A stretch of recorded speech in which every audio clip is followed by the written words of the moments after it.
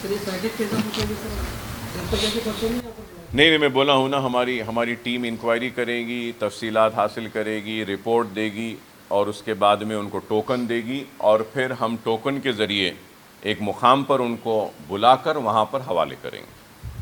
हमारे असेंबली में केटीआर ने भी कई बार जो है ड्रेन जो वर्क हुआ था अपने पास उसकी तारीफ करे और आपका भी जो है एक वीडियो वायरल हुआ था तो जो है ड्रेन जो बना हुआ 200 फीट की जो बात की थी, फिर ये पानी आया कैसे? देखिए साहब, दो चीज़ें हैं जो समझना चाहिए। जुबली हिल्स होने दीजिए, हाईटेक सिटी होने दीजिए या शहर के कई इलाक़ों में आज भी पानी है, तो ये बारिश का पानी है। बारिश के पानी की निकासी में न्यू सिटी नाकाम हो गया। बारिश जब पहले हुई थी उस वक्त बाबा नगर में तो पानी इतना नहीं आया था ना। जब दूसरी बारिश हुई तो दूसरी बारिश पहली बारिश से कम थी। पहली बारिश जो हुई थी वो ज़्यादा थी, दूसरी बारिश उससे कम थी। हमारे पास बारिश के पानी के निकासी का बेहतरीन इंतज़ाम है।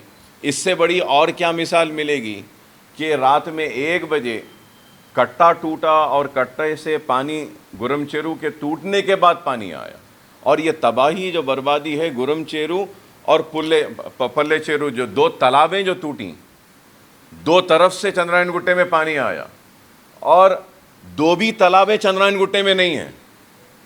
लोग बोलते हैं कि चंद्रायन गुट्टे में नहीं, 2 भी तालाबें चंद्रायन गुट्टे में नहीं है, दोनों भी तालाबें चंद्रायन गुट्टे के बाहर है। उसका पानी टूटा और ये पानी आने से ये हुआ।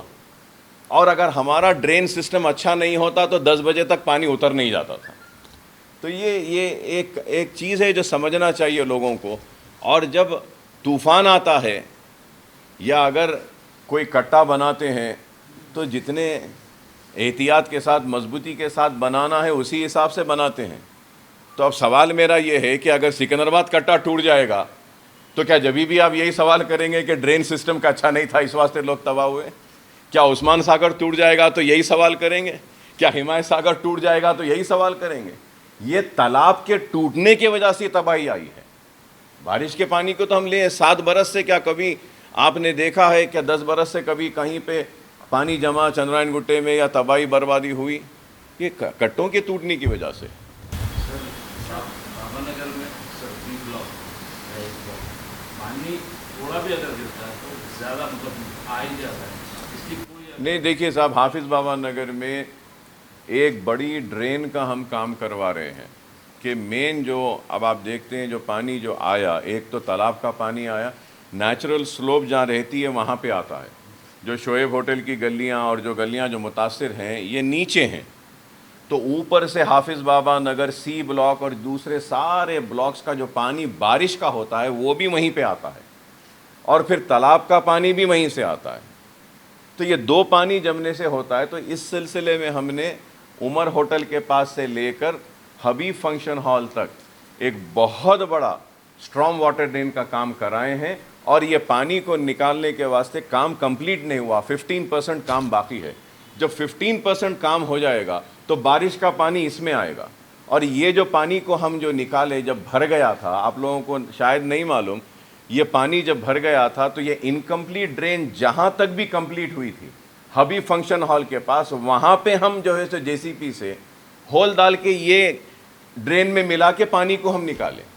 और मैं ये भी कहूँगा कि लोग शायद नहीं जानते, रात के 3 बजे, 3 साढ़े 3 बजे ये सनी गार्डन के पास जो पानी आ रहा था, जो सारे ये गाड़ियाँ और सारे ऑटोज़ ये सब बहकर आकर नाले के पास में रुक गए थे, जिसकी वजह से पानी का लेवल बढ़ रहा था और पानी का प्रेशर इतना था कि 1 जेसीपी या 2 जेसीपी भी अगर हम लेके गए तो हम नहीं निकाल पा रहे थे। वो जो गाड़ियाँ, ऑटोज़ जो वहाँ पे आके नाले के पास जम गई थी, तो उसके लिए हम 2 जेसीपीज़ लाकर निकाले और 2 और जेसीपीज़ के ज़रिए वो निकालने वाले जेसीपीज़ को सपोर्ट करें।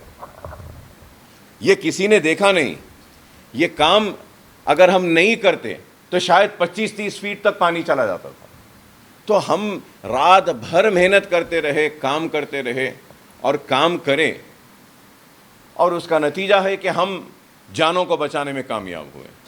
तबाही आई है, तूफ़ान आता है, बादल फटते हैं तो तबाही तो आती है इंशाअल्लाह। आगे अगर ऐसा होता है तो ऐसी तबाही ना हो, इसका भी इंशाअल्लाह हम प्लान कर रहे हैं और वो भी काम हम मुकम्मल करवाएंगे।